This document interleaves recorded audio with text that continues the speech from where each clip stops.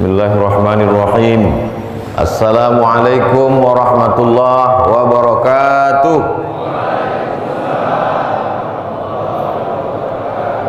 Alhamdulillah wassalatu wassalamu ala Rasulillah Sayyidina wa maulana Muhammad ibni Abdillah wa ala alihi wa sahbihi wa man da'a bi da'watihi wa istanna bi sunnatihi ila yaumi liqa'i rabbih.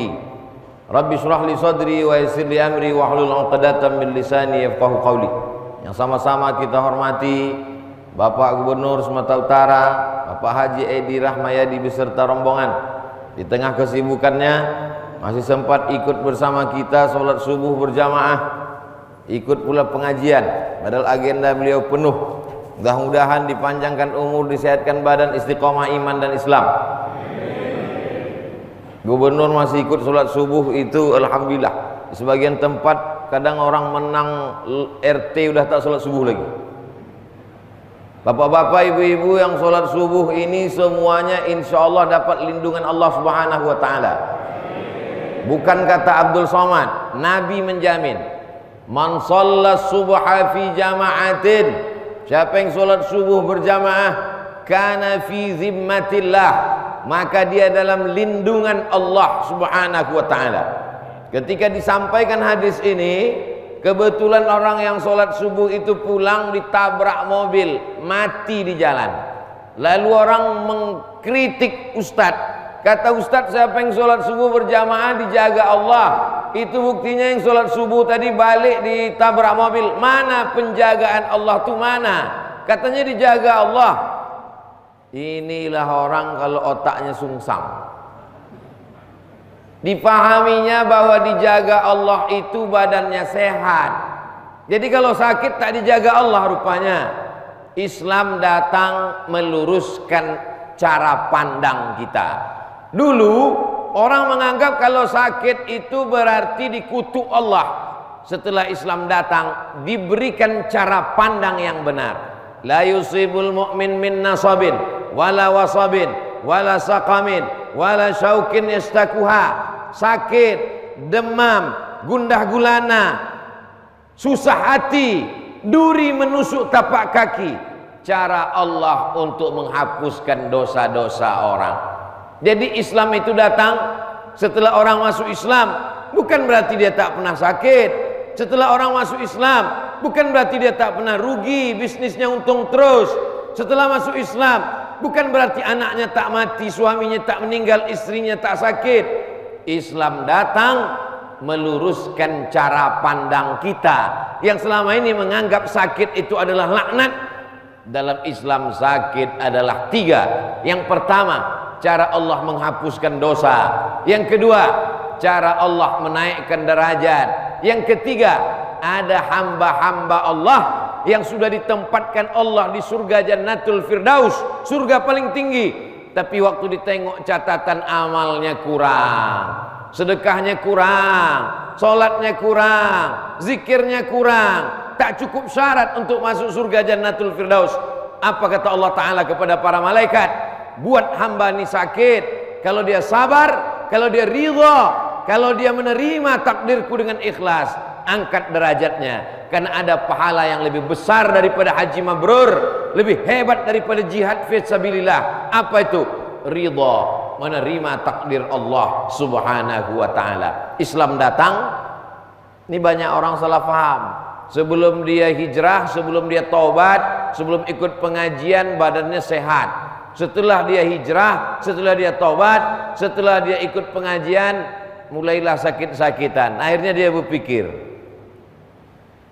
dulu aku sebelum pengajian tak ada sakit, setelah pengajian ini datang sakit. Jadi kalau begitu baguslah berhenti pengajian. Ini kan cara pandang yang salah. Cara pandang yang salah berawal dari cara pikir yang salah. Cara pikir yang salah berawal dari pemahaman yang salah. Kalau sudah salah paham, salah bicara, salah melihat, salah memandang, salah berkata, salah berbuat. Mudah-mudahan kita selalu diberikan Allah pemahaman yang benar. Datang seorang perempuan membawa anaknya, dijumpakannya ke Nabi SAW. Doakan anakku ini ya Rasulullah. Apa kata Nabi mendoakannya? Dua. Allahumma faqihhu fid din wa 'allimhu ta'wil. Dua doa Nabi untuk anak kecil. Faqihhu fid din, dalamkan ilmu agamanya. Wa 'allimhu ta'wil, ajarkan dia pemahaman agama yang benar. Ada orang yang dalam ilmu agamanya tapi pemahamannya tak benar. Ada orang yang tak paham ilmu agama dan tak paham sama sekali. Makanya kata Allah, kata Rasulullah SAW, dapat wahyu dari Allah, may yuridillahu bihi khairan yufaqihu fid din. Kalau orang itu mau dibaikkan Allah, mau dijadikan Allah dia baik, didalamkannya pahaman ilmu agama yang benar. Agama dipahami dengan benar. Agama bukan untuk mencari pembenaran atas segala kesalahan-kesalahan kita. Dengan penuh kesadaran melakukan perbuatan dosa, yang melangkahkan kaki dia, yang mengayunkan tangan dia, yang buat dosa dia dengan penuh kesadaran. Tapi pas ditanya, kenapa kau buat ini? Ini udah takdir Allah. Orang seperti ini pernah hidup pada zaman Umar bin Khattab. Tangkap, kata Umar. Ketika ditangkap ditanya, kenapa kau mabuk? Kenapa kau minum khamar? Apa jawab dia? Takdir Allah. Kata Umar bin Khattab, hukum dia dicambuk 80 kali.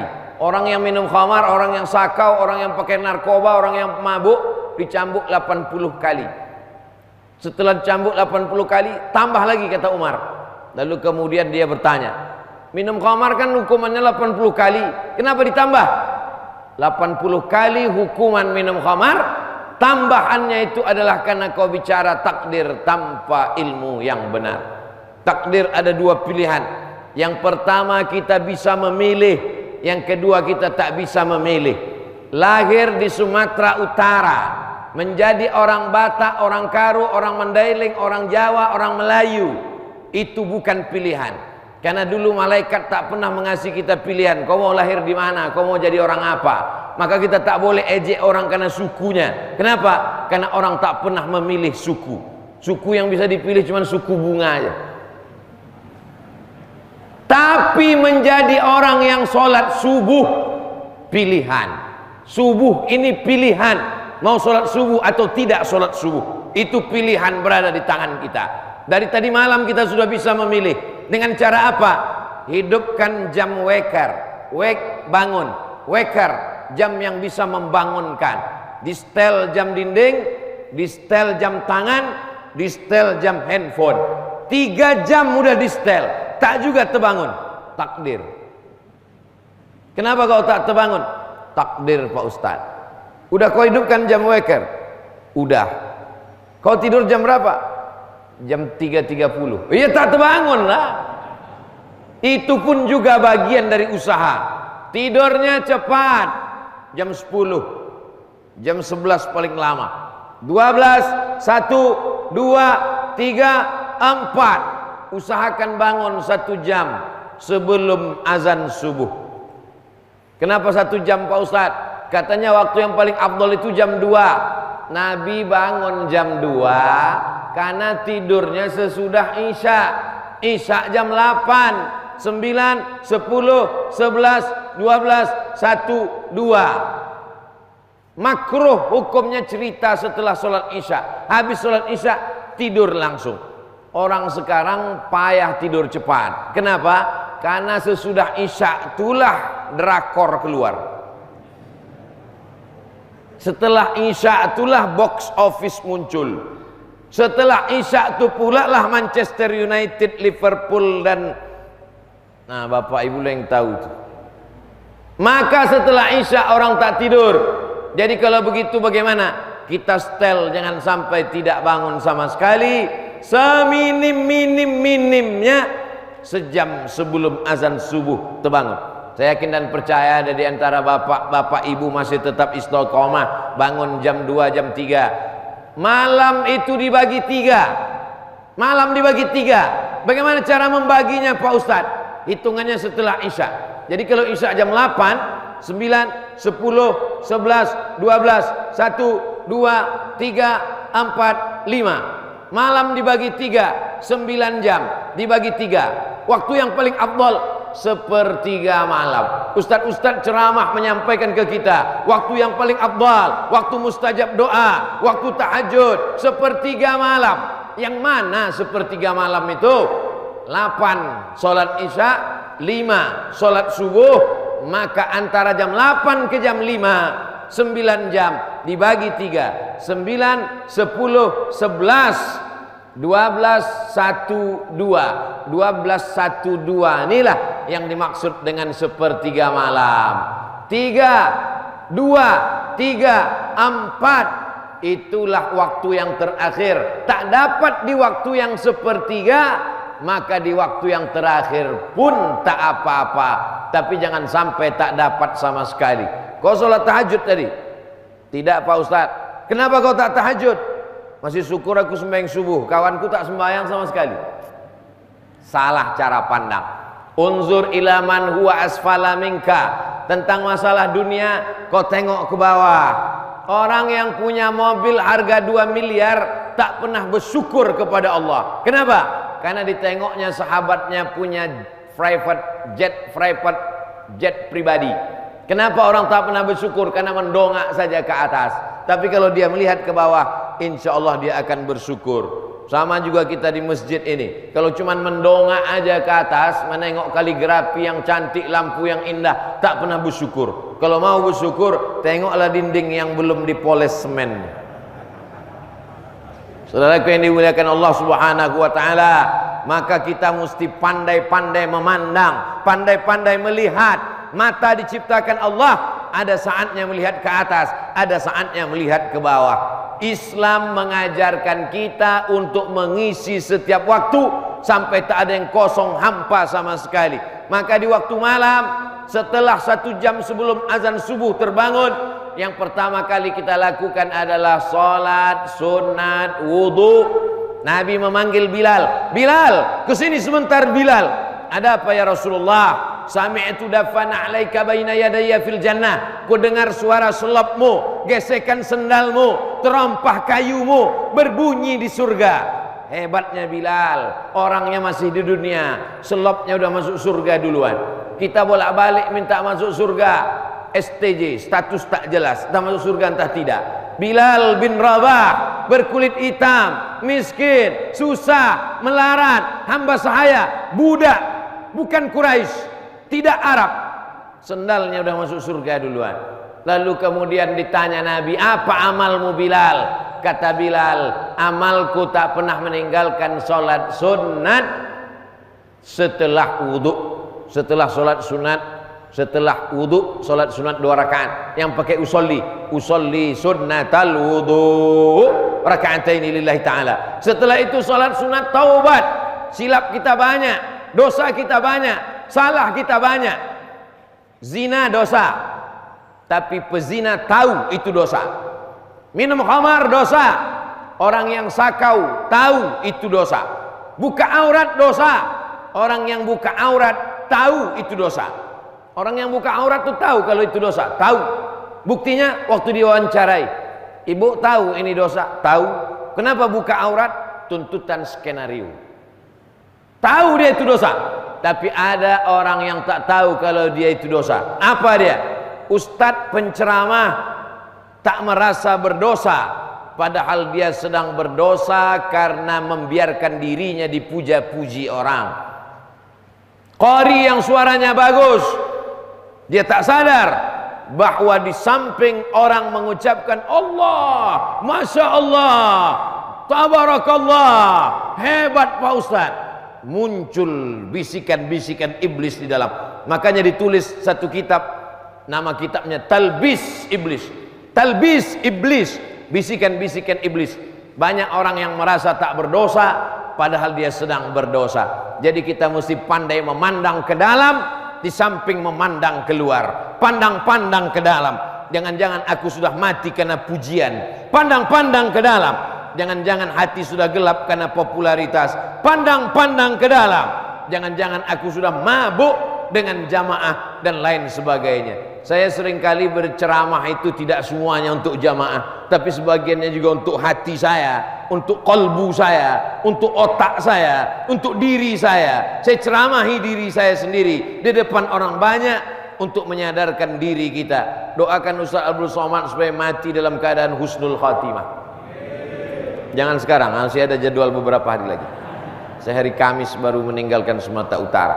Bapak Ibu yang dimuliakan Allah Subhanahu wa taala, setelah sholat sunat taubat barulah sholat sunat tahajud. Habis tahajud sholat sunat hajat. Kenapa hajatnya di ujung? Hajat kita di ujung, hajat kita nanti. Sama seperti kita bertamu ke rumah orang, minta doa kepada para ulama. Jumpa dulu, salam dulu, kalam dulu, tanya apa kabar dulu. Setelah itu barulah hajat kita sampaikan. Takkan mungkin kita jumpa langsung hajat aja kita minta. Salat sunat wudhu dulu, salat sunat taubat dulu, salat sunat tahajud dulu. Habis itu barulah salat sunat hajat, ditutup dengan witir. Witir 3 rakaat. 2 rakaat tambah 1 bagus. Sesikit-sikitnya witir 1 rakaat. Tapi biasa di tempat kita 3 rakaat. 3 rakaat 1 salam bagus. Tidak pakai tasyahud awal supaya beda dia dengan solat maghrib, supaya tak sama antara solat sunat dengan solat yang fardu. Ini yang Ustadz ceramahkan ini udah Ustadz buat atau belum? Solat sunat wudu, solat sunat taubat, solat sunat tahajud. Ini udah Ustadz lakukan atau Ustadz ceramah aja? Udah saya buat duluan tadi. Bangun tadi jam 4. Karena tadi malam sampai dari Pekanbaru, ceramah di UISU Fakultas Pertanian, bersilaturahim, jumpa kawan-kawan sahabat, malam baru tidur, maka tadi terbangun baru jam 4. Jam 4 di Sumatera Utara itu masih 1 jam lagi menjelang subuh. Kalau ceramah ini didengar oleh saudara kita yang ada di timur Indonesia, tak bisa dipakai jam Sumatera Utara ini di timur, karena mereka sudah sholat subuh sejam yang lalu. Saudaraku yang dimuliakan Allah Subhanahu wa taala, ini semua namanya amal badan. Amal bukan badan saja. Ada orang yang tahajudnya semalam suntuk, berarti diberikan Allah amal badan.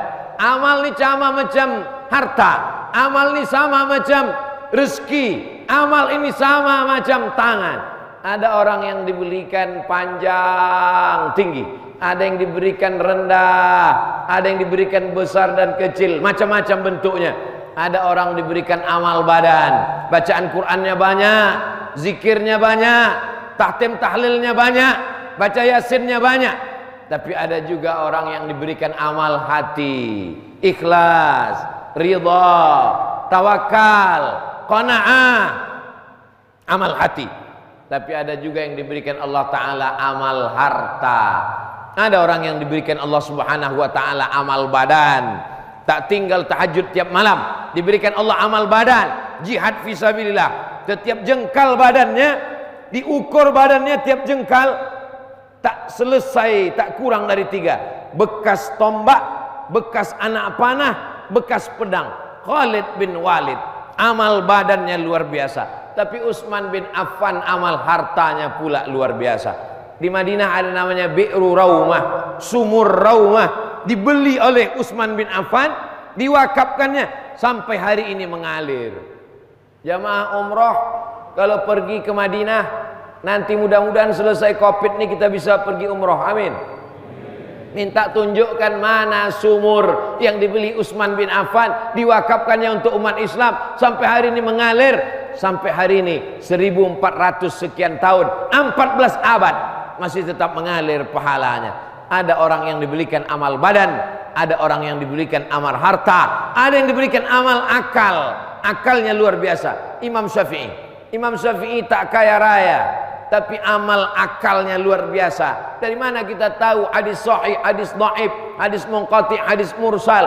Itu kalau tidak dari Imam Syafi'i dengan akalnya. Dari mana kita tahu rukun salat 13, rukun syarat, wajib, sunat, fikih, usul fikih? Itu dari akal Imam Syafi'i. Jadi kita tinggal memilih saja amal mana yang bisa kita lakukan.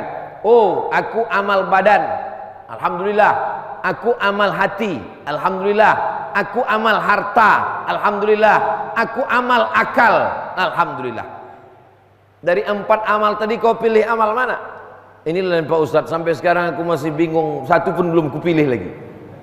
Mudah-mudahan kita bisa beramal 4-4-nya insyaallah. Amal badan, badan sehat. Amal hati, hati bersih. Amal akal, akal cerdas. Amal harta, harta banyak. Kalau ada yang 4-4-nya ini, ada manusia macam ini, bisa 4-4-nya sehat, badannya sehat, amalnya banyak. Banyak juga orang yang badannya sehat tapi amalnya dosa semua. Man tala umruhu, panjang umurnya, wa hasuna amaluhu, amalnya baik. Alhamdulillah, dari mulai jam 4 tadi amal badan sudah kita laksanakan. Bangun, mandi, berwudu, melangkah, tegak, ruku, sujud, zikir, baca doa. Itu semuanya amal badan. Amal harta, ini yang masih dalam proses ke depan. Masjid ini kalau dari luar cantik bukan main. Dari mana Ustaz tahu? Kuliah tengok dari luar tadi, cantik sekali. Pas di dalam agak cantik. Ini masih perlu amal harta. Sebagian orang kalau melihat masjid dalam kerangka pembangunan begini, stres dia. Ini berarti ujung-ujungnya nanti penggalangan dana infak sedekah ini. Tapi sebagian orang kalau melihat masjid terbengkalai belum selesai seperti ini, bangkit semangatnya. Kenapa? Ini peluang dia untuk mendapatkan amal jariah yang tidak putus sampai hari kiamat insyaallah. Amin. Masjid ini di pinggir jalan, letak strategis. Semua orang yang lalu lalang dari mulai subuh sampai tengah malam akan singgah kemari. Jangan tutup pintu depan, kasih peluang. Walaupun orang datang kemari penuh 24 jam, tidak semuanya datang sholat. Ada juga yang datang cuman mau buang air besar, mau buang air kecil. Maka buat baleho di depan, singgah ke masjid. Jangan cuma kencing guys, supaya sempat dia sholat 2 rakaat tahiyatul masjid. Tempat sujudnya di masjid itu menjadi saksi di hadapan Allah. Masjid ini nanti akan bersaksi di hadapan Allah. Abdul Somad pernah tahiyatul masjid di sini. Abdul Somad pernah qobliyah subuh di sini. Abdul Somad pernah sholat subuh di sini. Abdul Somad pernah tausiah di sini. Setiap tapak-tapak kaki kita di atas muka bumi ini akan bersaksi di hadapan Allah Subhanahu wa taala. Jadi tapak kaki yang dosa dulu Pak Ustadz ditutup Allah. Illa man taba, siapa yang taubat, wa amana, beriman dengan baik, wa amila amalan salihah, beramal saleh, yubaddilullahu sayyiatihim hasanat. Semua dosa-dosanya yang dulu ditutup Allah, diganti Allah menjadi yang baik-baik. Kalau tak diganti Allah jadi yang baik, malu menghadap Allah. Itu ayat yang saya baca di rakaat kedua tadi. Yauma tubalas sarair, hari itu dibukakan Allah segala rahasia. Kita pikir udah hebat betul kaki kita melangkah ke masjid ini. Tapak kaki bersaksi, tanah yang dipijak bersaksi. Melangkah ke Masjid Agung, melangkah ke Masjid Raya, melangkah ke Masjid Al-Ikhlas, melangkah ke Masjid At-Taqwa. Baru berapa langkah? Berapa umur Bapak? 60 Pak Ustadz. Baru melangkah ke masjid ini kapan? Baru sesudah Idul Fitri kemarin. Terus selama ini kaki ini kemana aja? Kaki yang ke diskotik akan bersaksi juga. Diskotik itu pun akan bersaksi juga di hadapan Allah. Tempat judi, tempat maksiat, tempat sakau, tempat mabuk pun akan bersaksi juga. Kalau lebih banyak bersaksi yang maksiat daripada yang masjid, bagaimana kita menghadap Allah? Allah sayang, Allah Ghafur, Allah Rahim, Allah Rahman, Allah Arhamar Rahimin. Yang di tempat dosa-dosa ditutupnya. Tutup itu bahasa Arabnya maghfirah. Maghfirah, menutup sampai tak berbekas sama sekali. Mau memasang jam dinding, diambil paku, dipaku dinding. patah pakunya, pecah dindingnya, jam tak jadi lengket. Tamu mau datang, tamu menengok, berlobang dinding tamu, ruang tamu. Malu orang kaya menyambut tamu datang, dinding rumahnya berlobang. Cepat-cepat panggil tukang, tutup. Masih tetap nampak bekas dempulnya. Cat, masih tetap nampak cat baru. Datang tukang cat yang mantap, cat yang baru pun bisa nampaknya macam cat lama. Hilang semuanya. Itulah makna maghfirah, menutup sampai tak berbekas sama sekali. Begitu juga lah nanti kita menghadap Allah. Bukan cuma bekas paku, entah bekas apa saja yang ada di mata kita, di lidah kita, di tangan kita, di hati kita, di otak kita. Tapi kita ingin menghadap Allah macam bayi yang baru keluar dari perut ibunya, tak pernah berdosa, bersih dari segala dosa-dosa menghadap Allah Subhanahu wa taala. Amin. Manusia zaman sekarang ini aneh Bapak Ibu. Punya rumah, dindingnya batu, batunya ditutup pakai semen. Semennya kasar, ditutup pakai semen halus. Semen halus masih tetap nampak kasar, ditutup pakai dempul. Dempulnya masih tetap kasar, ditutup pakai cat. Setelah ditutup pakai cat, ditutup lagi pakai wallpaper, gambarnya batu bata, belum disemen. Kan aneh manusia. Sudah ditutup pakai batu bata, belum disemen, berfoto di depan itu, di komen orang, belum disemen dinding kau ya.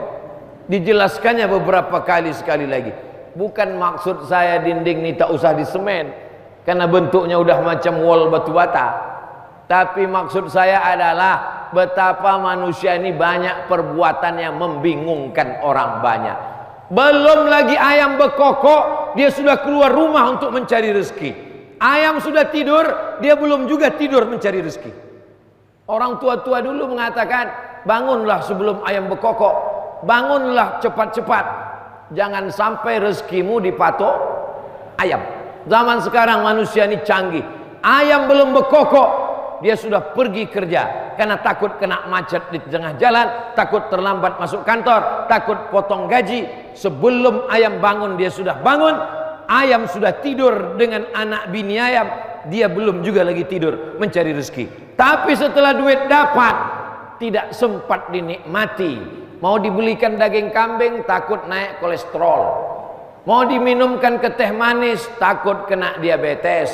Akhirnya duit banyak itu untuk siapa? Duit itu dicari pergi pagi pulang petang, beras keringat banting tulang, tunggang langgang lintang pukang. Duit itu diserahkan ke dokter spesialis. Yang dokter-dokter tersenyum, walaupun tak nampak ku senyumnya karena dibalik masker. Betapa manusia ini membingungkan Bapak Ibu yang dimuliakan Allah Subhanahu wa taala. Duit hanya sekedar numpang di rekening bank. Dinikmati tak pernah, dimakan tak pernah. Allah ceritakan itu dalam Al-Quran. Jama'a malau wa'ad dadah. Ada jenis manusia macam ini. Jama'a malau wa'ad dadah. Kerjanya hanya mengumpul, menghitung, mengumpul, menghitung, mengumpul, menghitung, mengumpul, menghitung, sakit, mati. Tapi ada orang-orang yang sempat menikmatinya. Bahkan tidak hanya waktu hidup, setelah mati dia, meninggal dia, tetap bisa dinikmatinya. Mana dia amal yang bisa dinikmati sesudah mati? Ada amal yang tak sempat dinikmati walaupun hidup, tapi ada amal yang bisa dinikmati walaupun sesudah mati. Mana dia? Inilah orang yang mewakafkan keramik, yang mewakafkan semen, yang mewakafkan batu bata, yang mewakafkan lampu, yang mewakafkan AC. Belum nampak lagi, tapi insya Allah akan ada yang mewakafkan. Semua ini yang mewakafkan ini bisa dinikmatinya walaupun dia sudah mati. Menghadap Allah Subhanahu wa taala. Yang sudah mewakafkan tanah masjid kita ini, meninggal dia menghadap Allah, sampai hari kiamat tak akan putus amal jariahnya. Bukan kata Abdul Somad yang menjamin itu Nabi Muhammad sallallahu alaihi wasallam. Nabi Muhammad pemimpin dari segala nabi.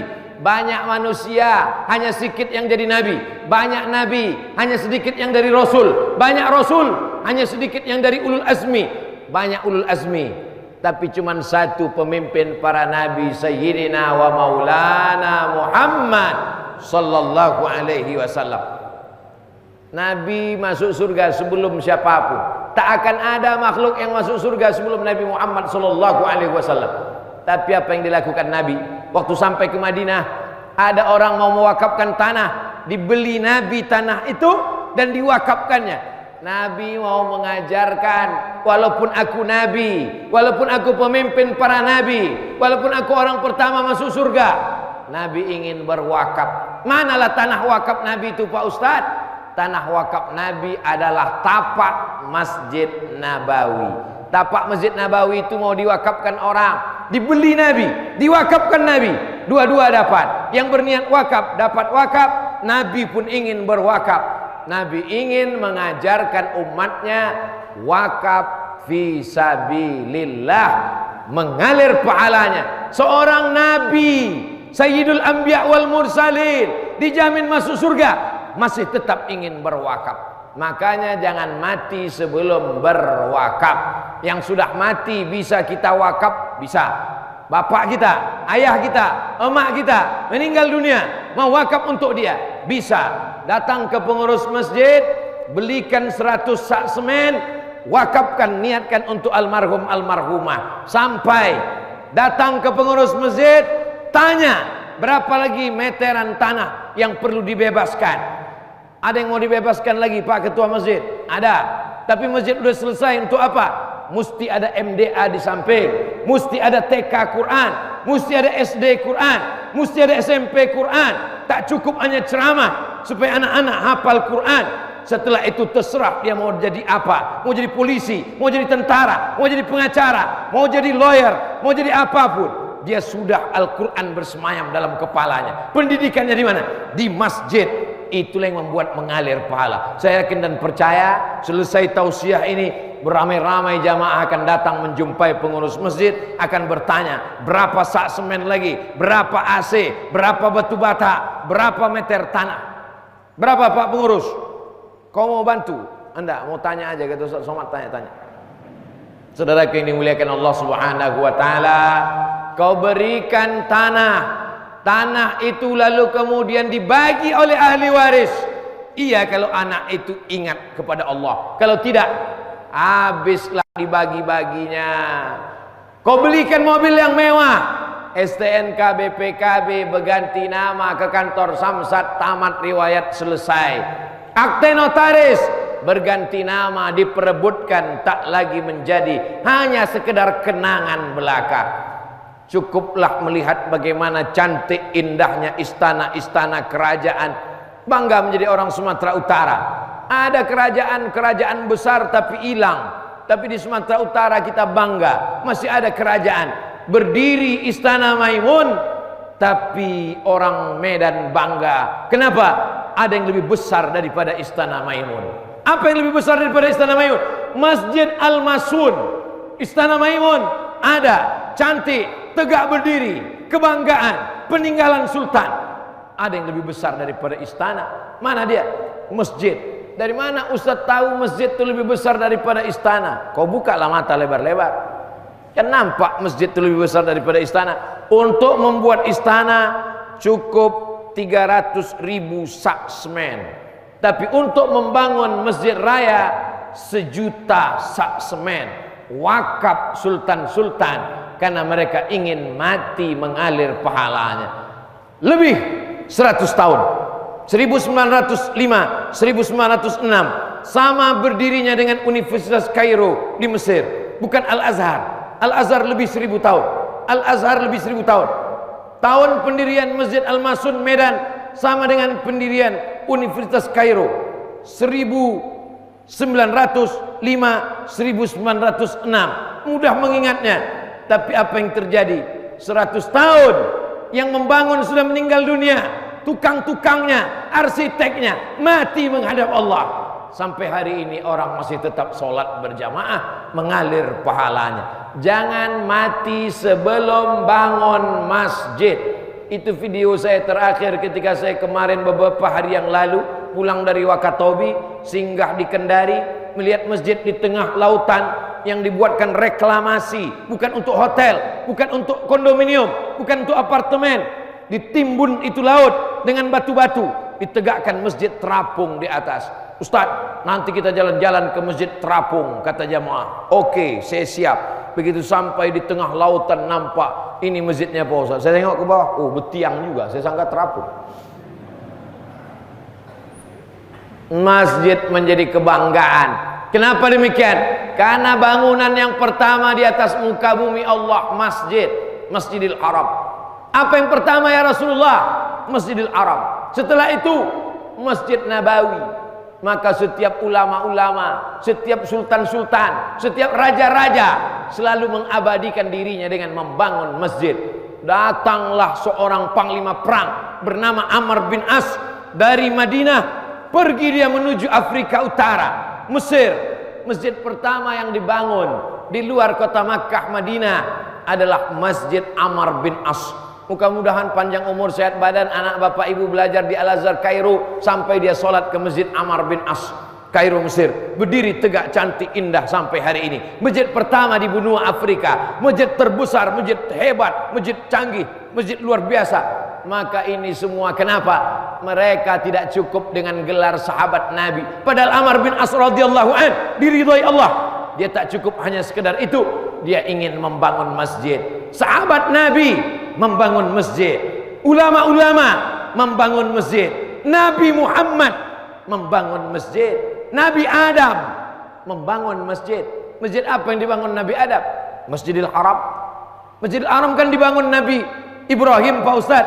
Nabi Ibrahim merenovasi Masjidil Haram, Ka'bah dibangun oleh malaikat. Karena waktu itu Nabi Adam alaihissalam berada di Baitul Ma'mur, menengok malaikat bertawaf di samping Baitul Ma'mur. Dia ingin tawaf pula seperti malaikat, dia rindu menengok malaikat yang tawaf di Baitul Ma'mur. Dibangunkan malaikatlah Ka'bah. Inna awwala baitin, bangunan pertama, wudi'a linnas, yang dibangun di atas muka bumi Allah, Ka'bah. Dibangun oleh malaikat. Nabi Adam bertawaf, datang banjir bandang. Adam, Idris, Nuh, datang banjir bandang, hancur bangunannya. Lalu dibiarkan Allah sampai pada masa Nabi Ibrahim. Lalu Nabi Ibrahim mengajak anaknya Ismail. Wa idh yarfa'u Ibrahimul qawa'ida wa Ismail. Ingatlah ketika Nabi Ibrahim membangun kembali, menegakkan pondasi-pondasi bersama Nabi Ismail alaihissalam. Nabi Ibrahim merenovasi, membangun. Nabi Ismail juga dilanjutkan oleh Sayyidina wa Maulana Muhammad sallallahu alaihi wasallam. Silakan punya jabatan. Jabatan dipakai untuk membangun masjid rumah Allah. Selama menjadi Kapolres, Kapolda, Kapolri, selama menjadi komandan, selama menjadi pejabat, selama menjadi kepala dinas, kepala badan, kepala kantor, berapa masjid yang dibangun? Tapi jangan pula gara-gara membangun masjid ditangkap KPK. Ini tak betul juga. Membangun masjid ini semua akan dituntut, ditanya di hadapan Allah Subhanahu wa ta'ala. Begitu juga dengan kita. Sampaikan ke anak-anak kita, jangan kau mati sebelum bangun masjid. Peletakan batu pertama, ajak anak-anak kita meletakkan batu, meletakkan semen. Supaya apa? Dia punya ikatan emosional. Setelah dia dewasa, setelah dia remaja, setelah dia lajang, setelah dia gadis, setelah dewasa, ingat dia, dulu aku diajak ayahku meletakkan batu pertama. Diajaknya aku meletakkan batu pertama. Diajaknya aku untuk ikut gotong royong, mengecor. Supaya apa? Ada ikatan emosional. Kasih dia duit 500.000, kau 500.000, kau 500.000, kau 500.000. Terima kasih ya, banyak duit. Masukkan ke kotak masjid untuk 1 meter. Sehingga nanti setelah dia dewasa, dia ingat, di masjid itu aku pernah menyumbang 1 meter. Meleleh air matanya, mengingat. Karena duit 500.000 itu sangat dia sayang. Dia mau ganti handphone baru, tapi tak jadi. Karena kita paksa untuk beli tanah 1 meter. Ada ikatan emosional dia dengan masjid. Ada ikatan batin dia dengan masjid. Pendidikan ini, pendidikan yang kekal abadi sampai hari kiamat insyaallah. Amin ya rabbal alamin. Sudah masuk jam 6. Memangnya jam 6 kenapa Pak Ustadz? Tak apa-apa, jam 6 saya berhenti ceramah. Inilah yang dapat disampaikan Abdul Somad pada kesempatan kali ini. Di mana-mana saya ceramah kalau tentang penggalangan dana untuk masjid, biasanya langsung disebarkan kotak-kotak, amplop-amplop untuk jamaah menyumbang. Rupanya di Medan tidak begitu cara orang Medan menyumbang. Dia langsung transfer banking. Langsung transfer banking, titit nomor rekening, tup.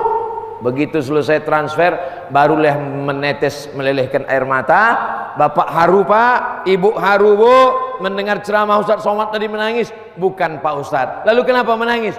Salah ketik. Terkirimku 1 juta Pak Ustaz. Niatnya 100.000. Terketik 1 juta. 1 juta itulah yang akan menolong di hadapan Allah Subhanahu wa taala. Amin. Mudah-mudahan banyak yang salah ketik. Amin. Saudara yang dimuliakan Allah Subhanahu wa taala, sudah kusampaikan, ma'akal tafa'afnaita, yang kau makan busuk, wa malabista fa'ablaita, yang kau pakai lapuk, wa matasaddaqta fa'amdaita, yang kau sedekahkan itulah yang akan kekal abadi untuk hari esok. Mari kita berinfak, berwakaf, bersedekah untuk masjid, mudah-mudahan menjadi kekal abadi sampai hari kiamat. Lapang kubur kita, terang barzah kita, anak kita menjadi anak-anak yang soleh dan solihah. Sumatera Utara tetap menjadi baldatun thayyibatun wa rabbun ghafur. Ala hazihin niyah, al-fatihah. A'udzubillahi minasyaitonir rajim. Bismillahirrahmanirrahim. Alhamdulillahi rabbil alamin. Arrahmanir rahim.